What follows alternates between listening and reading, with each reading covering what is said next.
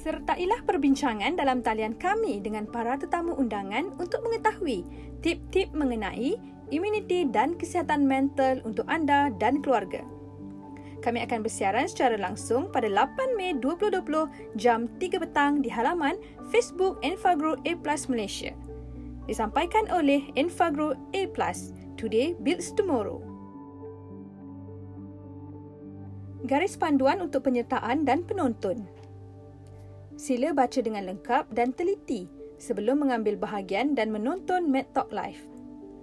MedTalk Live adalah perkhidmatan percuma yang dibawakan kepada anda oleh Enfagrow A+ Malaysia yang bertujuan untuk memberi maklumat kepada ibu bapa mengenai kesihatan umum dan kebimbangan kesihatan kanak-kanak berumur 1 tahun ke atas. Perkhidmatan ini sama sekali bukan pengganti nasihat perubatan. Sentiasa pastikan anda mendapatkan nasihat profesional kesihatan anda apabila anda memerlukan nasihat perubatan dan segera melakukannya sekiranya berlaku kecemasan. Mematuhi kod etika, tetamu undangan yang muncul semasa siaran langsung kami hanya akan menjawab soalan dan kebimbangan yang berkaitan dengan kanak-kanak berumur 1 tahun ke atas. Kebimbangan dengan kanak-kanak di bawah umur 1 tahun, sila berjumpa dengan profesional kesihatan anda. Pertanyaan yang diterima di bahagian komen sehari sebelum siaran web akan dijawab oleh tetamu undangan semasa siaran langsung web. Para tetamu dalam MedTalk Live akan berkongsi pengetahuan dan kepakaran berdasarkan bidang mereka dan tidak bertujuan untuk menjadi pengganti nasihat profesional perubatan atau untuk diagnosis atau rawatan perubatan. Pertanyaan mengenai diagnosis keadaan penyakit dan rawatan terbaik harus ditujukan kepada penyedia perkhidmatan kesihatan anda. Sebarang maklumat yang dikongsi semasa siaran langsung web dapat dilihat oleh orang lain dan peserta tidak digalakkan untuk berkongsi maklumat peribadi mereka seperti nama penuh, lokasi, maklumat peribadi sensitif seperti sejarah perubatan penuh dan seumpamanya untuk perlindungan diri sendiri. Matt Johnson Nutrition Malaysia, MJN, rakan kongsi dan wakil mereka, pegawai dan pekerja dan anggota kesihatan yang terlibat dalam MedTalk Live tidak akan bertanggungjawab ke atas penggunaan maklumat yang tidak dibenarkan atau niat jahat oleh orang lain berdasarkan maklumat yang anda berikan atau bergantung kepada sebarang maklumat yang diberikan semasa siaran langsung atau siaran web. MJN tidak akan menyimpan maklumat peribadi selain untuk tujuan memfasilitasikan siaran langsung atau siaran web ini dan memastikan pematuhan dengan garis panduan ini. Pentadbir mempunyai hak atas budi bicara mutlak mereka untuk menghapus tanpa notis sebarang paparan yang tidak sesuai, kasar, lucah, haram, mengganggu dan atau dianggap bertentangan dengan undang-undang atau moral masyarakat. Pandangan dan pendapat yang dikemukakan oleh para tetamu MedTalk tidak semestinya mencerminkan kedudukan Enfagrow A+ Malaysia, MJN Malaysia dan pengurusannya. Para tetamu tidak dibayar untuk menyokong atau mengesyorkan jenama atau produk tertentu. Dimaklumkan bahawa sebelum siaran, kami akan memberitahu anda sekiranya ada tetamu yang bekerja di MJN Malaysia. Hanya soalan yang dihantar sebelum ini yang akan dibincangkan untuk kepentingan masa siaran web. Soalan baru di kotak komen akan dibincangkan di MedTalk Live seterusnya. Para tetamu yang akan muncul dalam siaran langsung web ini hanya berhasrat untuk memberi ibu bapa dan keluarga di Malaysia akses kepada maklumat semasa MCO COVID-19. Sentiasa pastikan anda mendapatkan nasihat profesional kesihatan anda apabila anda memerlukan nasihat perubatan dan segera melakukannya sekiranya berlaku kecemasan.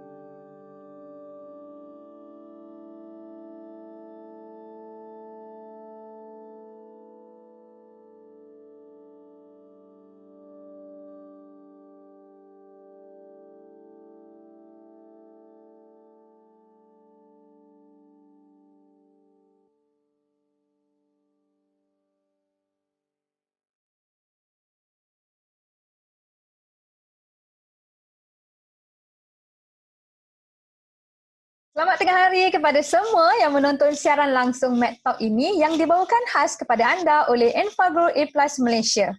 Hai, saya Jihan Musa dan sebentar lagi tetamu istimewa kita pada hari ini akan menyertai saya untuk berkongsi nasihat mengenai imuniti dan kesihatan mental sementara kita duduk di rumah pada musim MCO ni. Dan rancangan ini dibawakan khas kepada anda oleh Enfagrow A+ Malaysia kerana Today Builds Tomorrow. Seperti yang kita tahu, kita sekarang ni sedang menghadapi cabaran besar dengan situasi coronavirus ni. Bukan hanya di negara kita, malah di seluruh dunia. Jadi saya harap anda dan keluarga anda semua selamat dan sihat sepanjang tempoh MCO ni. Sekali lagi, seperti apa yang sedang kita lakukan sekarang, kita masih lagi melakukan penjarakan sosial kerana COVID-19. Jadi kami tidak dapat duduk bersama secara fizikal buat masa ni, tapi berita baiknya, kami berada di sini untuk menjawab beberapa soalan yang mungkin anda miliki mengenai tajuk kita pada hari ini, imuniti dan kesihatan mental untuk anda dan keluarga anda. Kerana today builds tomorrow. Jadi kami berharap dengan memberikan maklumat-maklumat yang relevan akan memberi kelegaan kepada anda dan keluarga. Saya juga harap anda dapat mengambil perhatian terhadap garis panduan yang kami kongsikan lebih awal untuk program pada petang ini. COVID-19 ni telah mengubah kehidupan kita dengan sangat ketara. Banyak dari kita yang mengalami ketakutan, kekeliruan dan juga kegelisahan. Tapi hari ini kita akan cuba mengubati perasaan tu kerana kita akan bersama dengan Dr. Rajini, Consultant Developmental and General Pediatrician dari Baby and Beyond Child Specialist Clinic untuk membincangkan mengenai tip-tip untuk membantu meningkatkan imuniti dan kesihatan mental untuk anda dan keluarga anda. Okay, kita dah ada Dr. Rajini di talian. Hello, hai Dr. Rajini. Hai Jihan, apa khabar? Saya okey, Alhamdulillah sihat. Doktor sihat? Wah, cantik Doktor. Thanks Jihan. Ya. Saya sihat.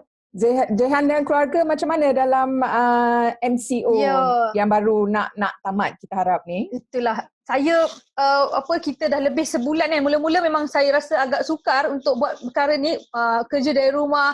Dalam masa yang sama saya kena menguruskan keluarga juga. Sebab saya seboleh-boleh memang saya tak keluar langsung sebab saya sangat mengamalkan penjarakan sosial ni sebab saya pun ada anak kecil baru umur 2 tahun. So sebenarnya mula-mula agak sukar juga bila kita nak manage, nak bahagi masa kerja, family dalam satu tempat. Kita kena lakukan sesuatu yang positif supaya dia tidak mendera mental kita kan,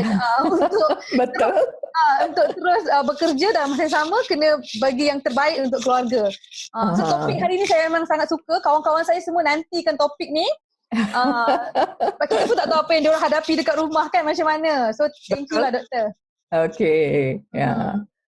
So kita boleh terus bincangkan topik kita ya doktor hari ni? Boleh. Okey. Seperti apa yang saya beritahu dari awal tadi, tajuk kita hari ini adalah imuniti dan kesihatan mental untuk anda dan keluarga anda. Okey, soalan pertama untuk Dr. Rajini hari ini. Doktor sendiri, bagaimana COVID-19 mengubah situasi ataupun pekerjaan Dr. Rajini sebagai seorang doktor? Sebab kena buat rundingan secara digital, kita nak kena pastikan adakah pesakit tu faham apa yang doktor cuba sampaikan. So apa pandangan doktor mengenai perkara ni? Ya, memang COVID-19 ni akan menukar banyak cara kita berunding dengan pesakit ya. Ya, saya sebagai seorang pakar pediatrik dan saya tahu semua rakan-rakan saya pediatrician di Malaysia dan seluruh dunia, ya kami selalu suka membuat waktu perundingan tu secara mesra. Ya, kita selalu berada di dalam jarak yang dekat dengan pesakit.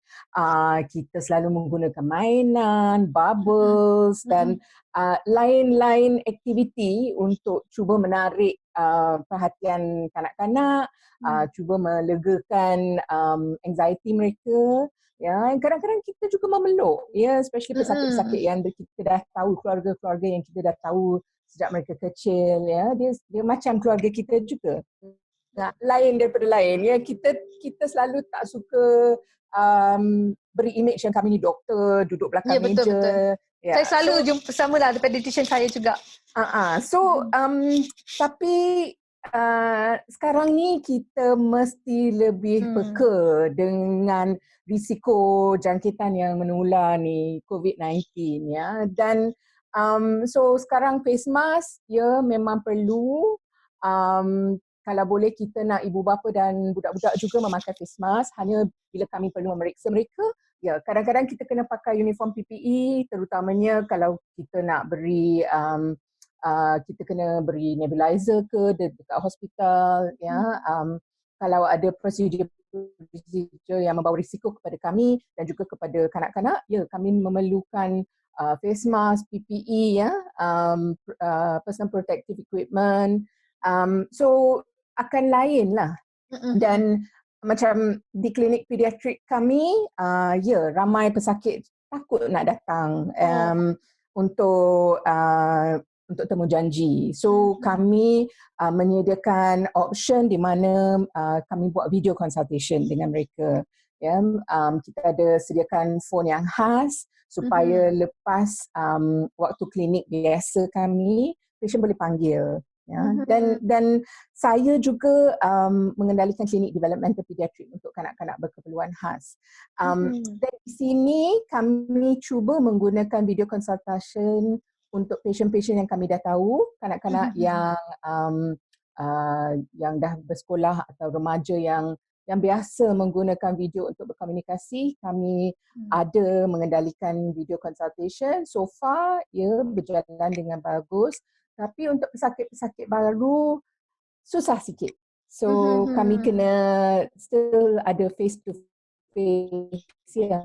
Tapi yalah dengan penjarakan tidak macam waiting room kami tak ramai pesakit juga ya.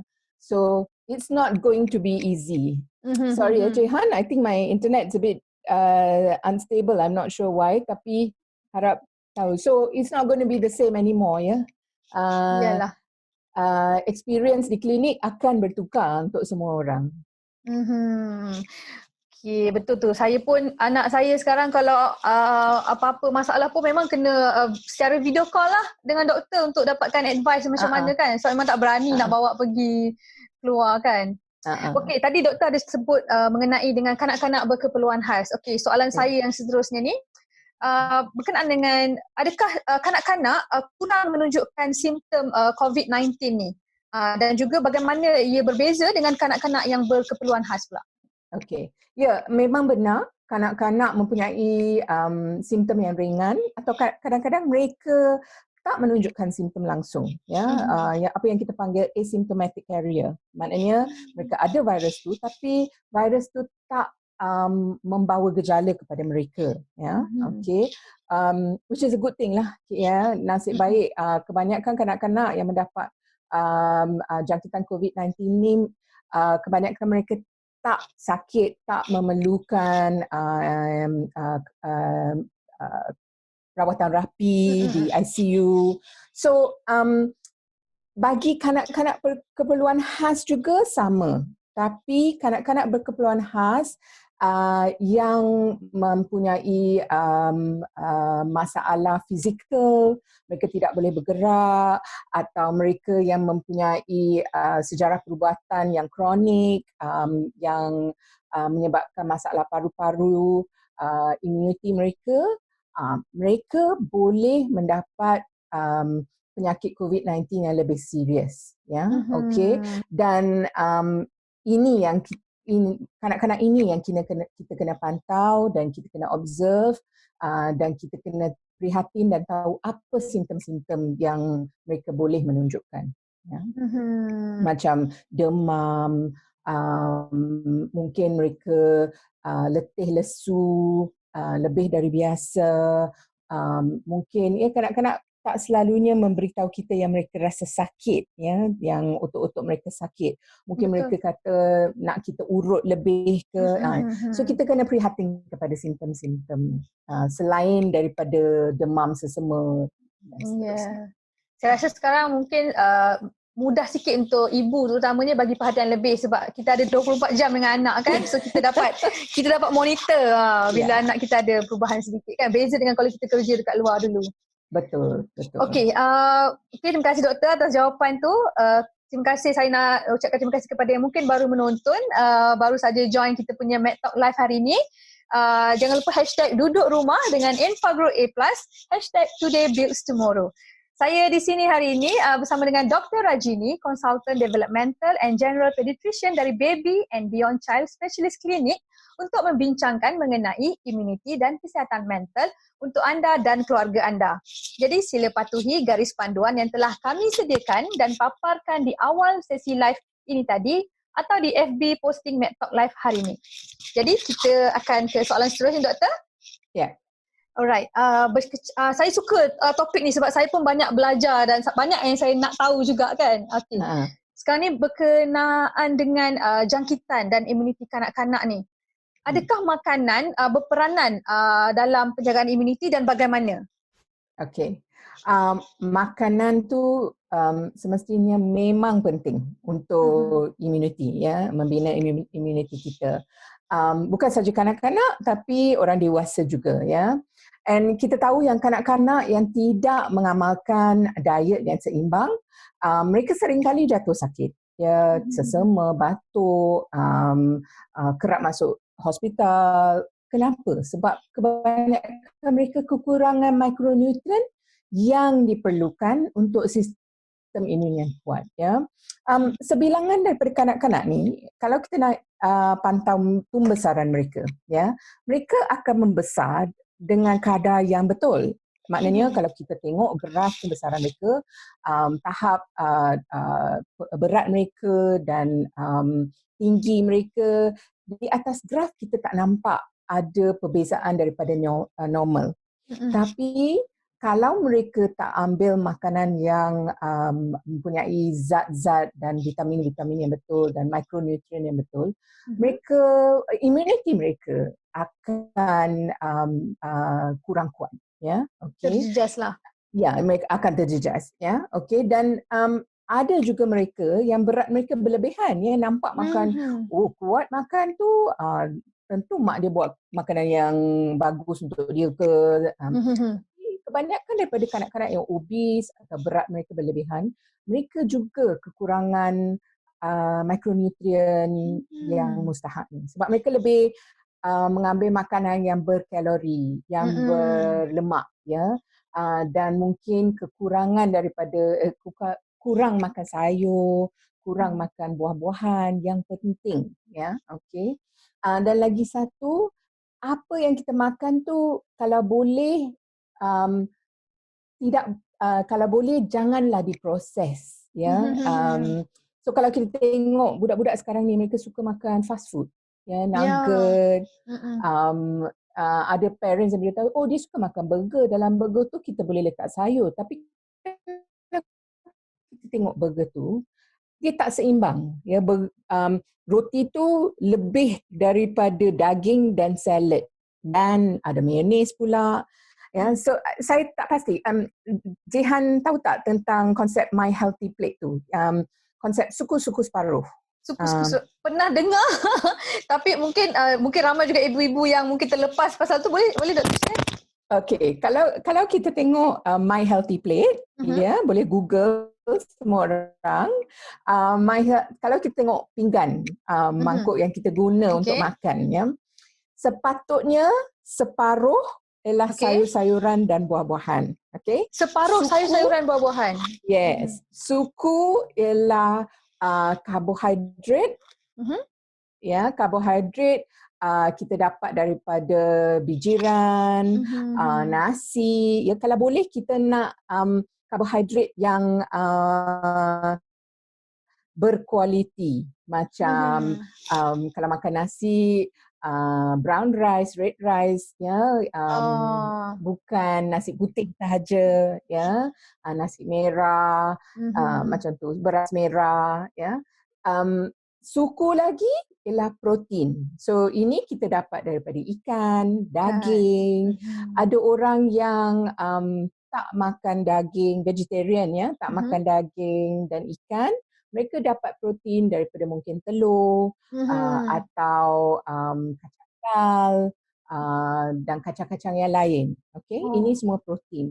Dan kalau kita tengok makanan kanak-kanak, mesti ada segelas susu. So dalam sehari tu, susu tu 2 hingga 3 kali sahaja cukup ya untuk kalsium, vitamin D dan seterusnya. So ini konsep suku separuh ya.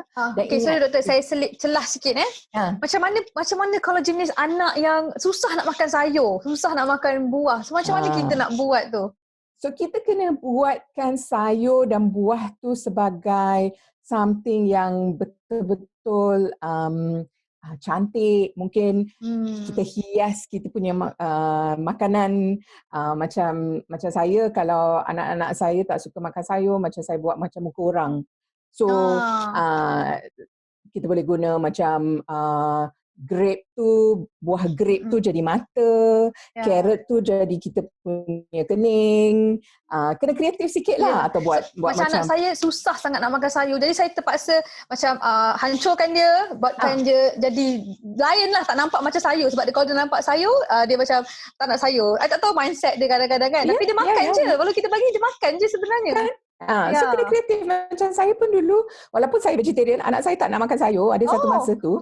So saya blendkan sayur tu, saya masukkan dalam kuah spaghetti atau sebagai pizza, buat pizza sendiri dengan roti atau capati macam tu, letak keju kat atas ya. Keju selalu boleh hilangkan distract mereka daripada benda ni ada sayur ke. So kita kena pandailah, atau buat milkshake dengan buah-buahan ya. Boleh buat puding. So kita kena kreatif macam tu ya. Okay. Dan yang paling mustahak, kita kena tunjuk mereka apa yang kita makan, dan kita pun kena tunjuk mereka kita ni makan banyak sayur-sayur dan buah-buahan juga, sebab kanak-kanak tu akan ikut betul ya. Dan jangan lupa susu masih penting untuk kanak-kanak selepas umur 5, 6, 7 tahun. Kami risau sebab ramai kanak-kanak bila pergi terutamanya ke sekolah rendah, mereka selalunya lupa tentang minum susu tu. So, terus susu berhenti tu sangat terus berhenti. Sebab dalam susu tu bukan sahaja dia sumber untuk kalsium, vitamin D, magnesium, tapi ada mikronutrien yang lain ya, yang boleh menolong dari segi perkembangan otak terutamanya ya. Okey. Kebanyakan ibu bapa mereka tahu tentang DHA, mereka tahu tentang lutein, semua nutrien-nutrien yang kerap kali kami dengar, tapi baru-baru ni kita juga ada MFGM ya. Ya betul, MFGM. MFGM. So ramai orang tak begitu tahu tentang apa ini MFGM ya. So MFGM ni milk fat globule membrane ya. Kalau kita tengok globule lemak yang ada dalam susu ya, susu ini ialah satu komponen yang natural dalam susu ya. Okey. Dan kalau kita tengok molekul lemak tu, dia ada macam selaput di luar dia. Dalam selaput tu ada banyak fosfolipid, protein yang mustahak untuk pembesaran otak. So kajian telah menunjukkan yang formula yang diperkaya dengan MFGM ni boleh membantu dari segi perkembangan otak dan juga dari segi imuniti, terutama dalam kanak-kanak prasekolah. Terima kasih doktor, penerangan yang cukup padat Saya rasa ramai yang dapat tangkap apa yang cuba doktor sampaikan. Terima kasih doktor. Okey, bercerita lagi pasal pemakanan dan imuniti sebab sekarang ni macam saya lah dan juga umat Islam, kita sekarang berada dalam bulan Ramadan. Jadi waktu makan kita pun cuma betul-betul untuk bersahur dan juga berbuka kan. So siang tu panjang dan kita tak makan apa-apa. So apa mungkin doktor boleh kongsikan apa-apa tip untuk kita tingkatkan imuniti kepada keluarga yang sedang berpuasa? Mungkin juga anak-anak kecil yang baru nak belajar berpuasa? Ya. So puasa juga boleh menolong imuniti kita ya. Kajian menunjukkan yang berpuasa tu kadang-kadang bagus untuk badan kita, terutama imuniti kita. Yang mustahabnya bila berbuka puasa dan sahur, cuba makan banyak fresh food, ya. Buah-buahan, sayur, cuba kurangkan pengambilan makanan yang diproses. Dan makanan yang terlalu manis, terutama manisan yang ditambah dalam makanan tu. Ya, okey. Pilih makanan yang mengandung lebih vitamin A, C, E, D, zinc, selenium dan beta carotene. Sorry ya, Jehan, I tahu banyak parents tu macam keliru. Apa yang doktor ni Mungkin doktor boleh bagi contoh sikit ke apa? So, okay. So, kalau makanan bervitamin C, macam buah oren, limau, okay. Kalau macam zinc, sayur-sayur hijau, ya, okay. Macam bayam, pakcoy, yang sayur berdaun lah. Yes, sayur berdaun hijau. Beta carotene tu dalam carrot, ya, warna oren, sedikit dalam labu, selenium tu dalam telur. So, kalau boleh makan lebih makanan yang mengandungi micronutrient ni. So, kebanyakan mereka dari sayur, dari ikan, dari telur, dari daging, ya. Tapi kalau kita proses makanan tu terlalu banyak, then micronutrient ini akan hilang, ya. Okay, so banyak fresh food, ya. And bagi mereka yang suka makanan yang rangup semua tu, kalau boleh jangan terlalu banyak bergoreng. Mungkin kita boleh masuk dalam oven air fryer ke, ya. Dan kalau pilih daging pun jangan banyak yang berlemak, ya.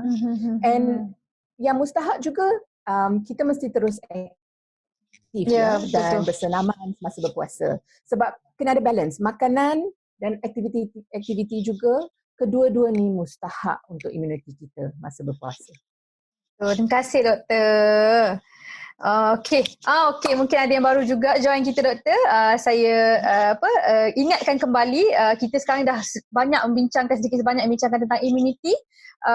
Sekarang ni kita nak selami mengenai kesihatan mental pula.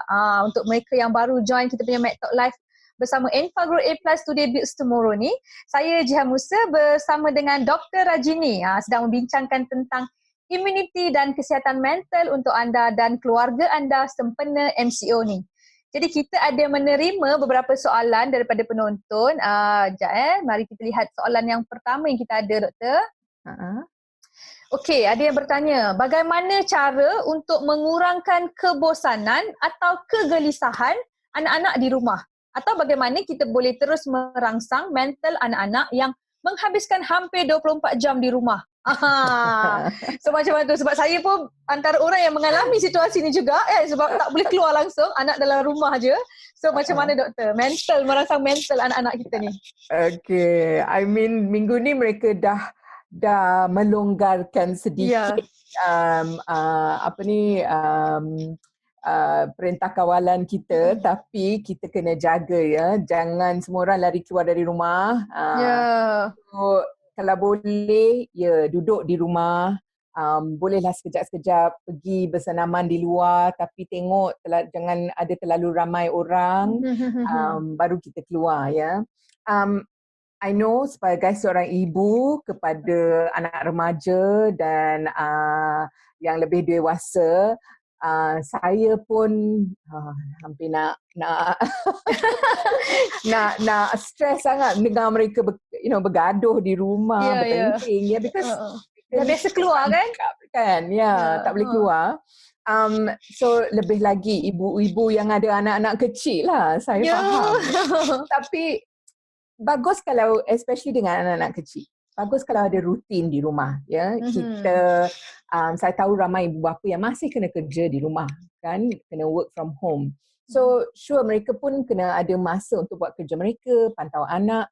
So rancang bila nak kita makan. So ada set time dia, ya, waktu berbuka, pukul berapa nak ada makan sebelum tidur ke, untuk orang yang tak berpuasa, ya, waktu siang tu bila nak makan tengah hari. Cuba buat aktiviti makanan ni sebagai satu keluarga. Okey, jangan saya makan dulu, anak makan kemudian, macam tu. Okey, Betul. itu satu. Buat aktiviti macam kena buat kerja rumah katakan, ya. Anak yang kecil-kecil pun boleh tolong kita. Kanak-kanak dari umur 2 tahun suka nak buat kerja rumah dengan ibu Betul, saya dah bapa. mula Ibu ajar dah. bapa yang tak nak tu. Saya dah mula ajar dah. Saya cakap okey, dia akan ikut kan apa yang kita buat kan. So you nak aktiviti. Okey. So ada rutin. Waktu ni kita semua buat kerja rumah. Ya, mungkin tolong jemur kain ke, sapu-sapu sikit ke, ya, tengok umur kan anak-anak tu lah, lap meja ke, Macam anak habuk saya semua tu. sekarang, doktor, dia 2 tahun kan, dah pandai draw dekat wall, draw dekat floor. So saya cakap, you dah draw, you kena wipe lah. So dia akan ambil wipe, dia cuci sendiri. So saya bagus. dia tahu yang dia dah buat kotor dan dia kena cuci semula. Kan?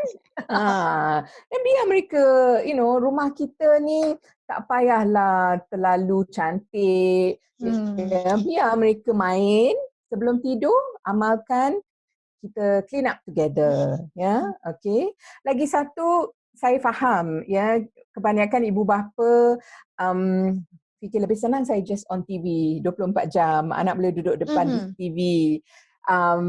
Yang kami cuba guide parents ialah kanak-kanak tidak boleh tengok lebih daripada 2 jam televisyen sehari sebab tidak bagus dari segi perkembangan mereka, mata mereka, etc.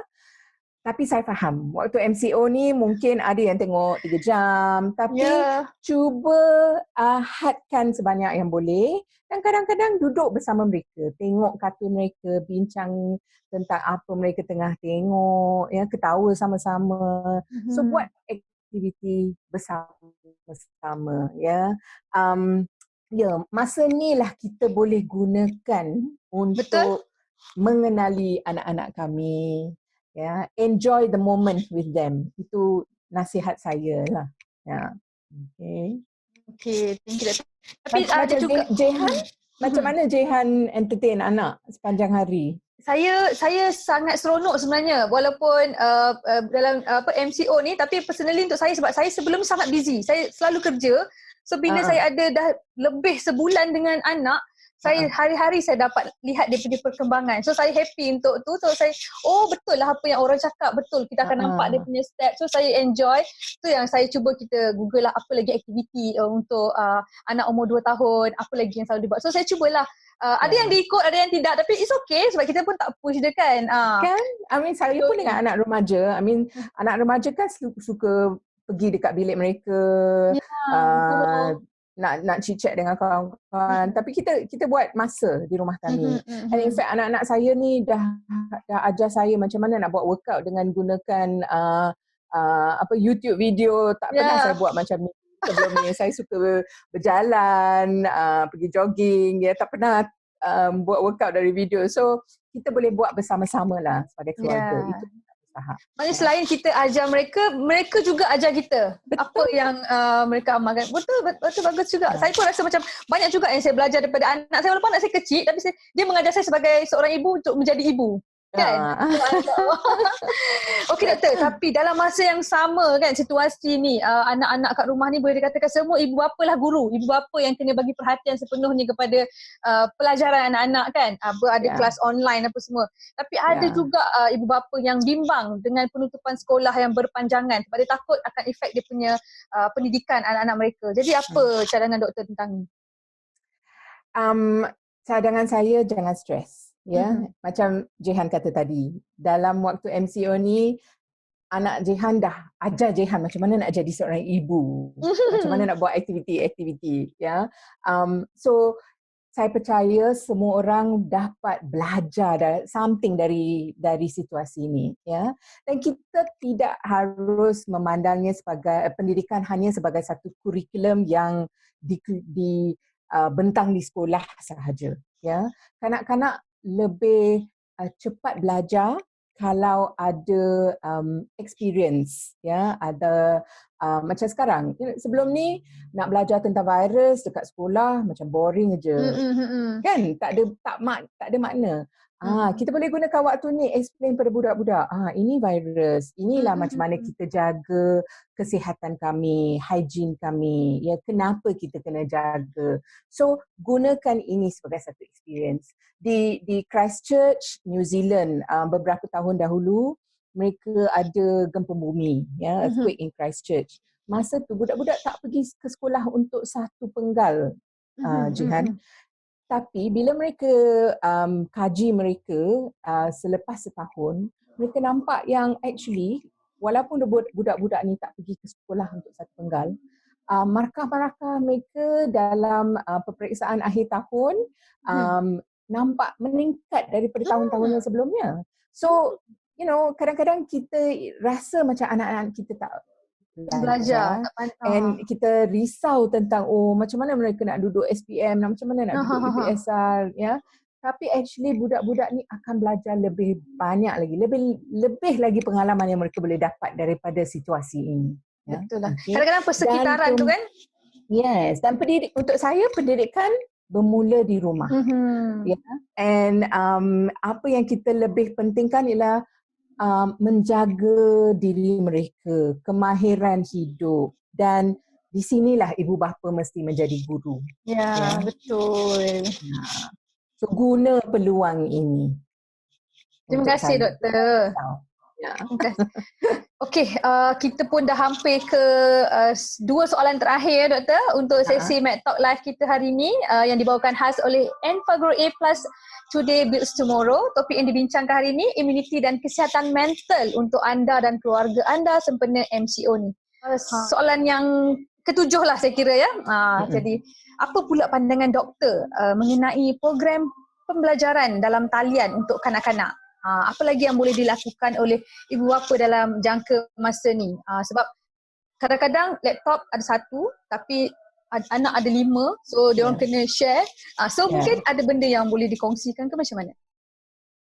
So untuk saya, sebab saya masih kena pergi kerja, ya, saya sangat-sangat bersyukur kerana anak saya ada lagi kelas-kelas online dan dia ada lagi homework yang diberi oleh guru-guru dari sekolah.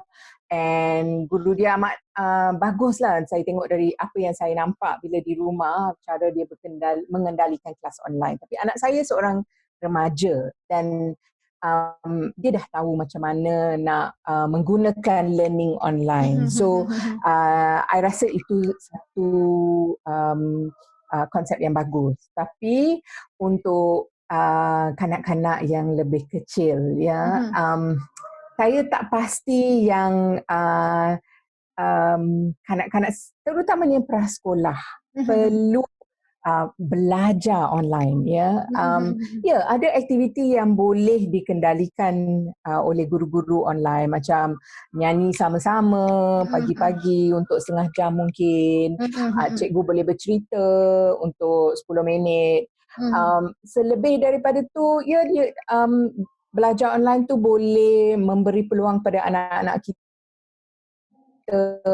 berkomunikasi, macam tengok kawan-kawan di video. Tapi kebanyakan budak-budak kecil, ya, prasekolah, darjah 1, 2, 3, mereka tak pandai, saya rasa, untuk betul-betul belajar online. Ya. So jangan paksa mereka. Mungkin di sini ibu bapa kena pantau mereka kalau ada aktiviti online. Ya. Untuk cikgu-cikgu, yelah, saya tahu mereka rasa mereka kena beri kerja rumah ke aktiviti, tapi mungkin jangan paksa budak-budak ni habiskan. Tapi untuk ibu bapa, lebih lagi yang kita boleh buat juga, ya, bercerita, buat art and craft, seni dengan craft dekat rumah, guna bahan-bahan yang sedia ada untuk buat. Katakan tak ada Play-Doh dekat rumah atau plastisin, kita boleh buat sendiri dari tepung, garam, ya, pewarna. So buat aktiviti-aktiviti dengan mereka. Mungkin dari segi aktiviti belajar, kita boleh cakap pasal virus ni, macam mana apa gejala-gejala, tunjuk infografik atau online sekarang banyak cerita-cerita pasal Betul, virus betul. ni. Ya, so sebagai ibu bapa kita pun boleh mengajar anak-anak nak komplementkan pembelajaran online ni. Tapi jangan risau atau jangan paksa sekolah-sekolah untuk buat pelajaran online ni lah. Itu Betul. perasaan saya. Dan Saya setuju juga doktor sebab saya rasa ini memang satu tempoh MCO ni tempoh di mana ibu bapa tu take over guru punya tugas kan. So sebab bila lagi pun kan inilah masanya kan. So, daripada kita stres cikgu tak mengajar, sekolah tak buka, baik kita yang cuba mengajar anak-anak kita kan. Yeah. Okey doktor, terima kasih. Saya soalan terakhir kita hari ini untuk Mek Talk Live kita. Mungkin ada cadangan yang boleh doktor berikan kepada ibu bapa untuk mengatasi tekanan semasa wabak COVID-19 dan juga peranan setiap ahli keluarga iaitu ibu bapa itu sendiri. Macam mana? Kesimpulan secara keseluruhan dia. So selalu ingat keluarga ni macam satu pasukan. It's a team effort. Kalau kita nak buat apa-apa secara satu pasukan, kita mesti ada peranan-peranan kita. So selalunya semua orang akan tengok ibu dari segi masak ke, kerja rumah ke, tolong anak-anak dengan online ke. Tapi kalau kita satu pasukan, kita mesti berkongsi dan mengagihkan tanggungjawab tu. So itu sangat mustahak. Sebab kalau kita cuba nak buat sesemuanya, kita akan rasa tertekan. And so lebih baik kita duduk sebagai satu keluarga, beri setiap orang satu tugas. And kita perlu berkomunikasi. So family team meeting, saya sangat sokong ini. And then ini boleh mula even bila anak sekecil, anak Jehan, tiga-tiga duduk sekali, kata it's team meeting time. Okay, just sembang-sembang apa kita nak buat hari ni or esok or at the weekend, plan together. Okay, nikmati masa ini bersama-sama sebagai satu keluarga. Enjoy this moment. Kita tak akan dapat masa ini lagi. Selepas ini, MCO akan mungkin berhenti, kita kena balik kepada kerja kami. Waktu ni kita tak akan dapat lagi. Okay, so gunalah masa ini untuk family bonding. Okay. Kalau kita berasa tertekan, kita rasa anxious, kita boleh mendapatkan khidmat pakar. Ada banyak talian online, nombor telefon yang kita boleh call untuk counselling, okay. Dan kalau kita pergi ke Facebook Kementerian Kesihatan Malaysia, ada disenaraikan di sana, okay. Atau cuma pergi kepada Google, type in counselling COVID-19. Nombor-nombor telefon ni akan keluar. Dan selalu ingat anak-anak kita ni memerlukan kita kuat bukan saja dari segi fizikal tapi dari segi mental juga. So sangat mustahak ibu bapa menjaga kesihatan fizikal dan mental mereka. Betul. Okay. Dan saya harap semua orang bertenang, nikmati masa ini, stay safe and be healthy. Terima kasih banyak-banyak Dr. Rajini. Terima kasih banyak doktor. Banyak doktor kongsikan untuk kita pada hari ini, untuk Mek Talk Live kita hari ini doktor. Terima kasih banyak dengan tajuk kita imuniti dan kesihatan mental untuk anda dan keluarga anda. Thank you doktor. Thank you so much. Terima kasih juga kepada Jihan. Stay safe you too. Mana tahu mungkin ada jodoh nanti kita boleh jumpa ke, I akan datang kat klinik. Tak tahu kan? Alright doktor. Thank you. Take care. You too. Okay, thank you so much Dr. Rajini. Banyak yang doktor dah kongsikan dengan kita hari ini. Satu ilmu yang baik. Mungkin kadang-kadang ibu bapa ni dia terlupa untuk menjaga diri dia dulu, untuk menjaga kesihatan dia dulu sebelum dia menjaga kesihatan anak-anak. Terima kasih doktor. Banyak yang doktor kongsikan yang saya sendiri pun belajar benda baru doktor. Okay, jadi kita sudah pun berada di akhir sesi Mek Talk Live hari ini. Jadi saya Jihan Musa ingin mengucapkan terima kasih banyak-banyak sekali lagi kepada Dr. Rajini kerana sudi untuk berkongsi dalam sesi perkongsian kita yang sangat bermanfaat pada hari ini dengan tajuk kita immunity dan kesihatan mental untuk anda dan keluarga anda. Jadi secara kesimpulannya dari apa yang saya faham hari ini, kita harus biasakan diri kita dengan norma baru yang pastinya lebih senang diucapkan daripada dilakukan. Tetapi dengan minda yang positif, kita pasti akan dapat melalui saat-saat sukar ini bersama-sama. Sebagai kesimpulan, pakar juga telah pun meneroka cara baru untuk melakukan konsultasi dan tetap mengambil kira kesejahteraan pesakit mereka. Terutama mereka yang berkeperluan khas yang perlu diutamakan. Makanan memainkan peranan penting untuk membina imuniti tubuh kita.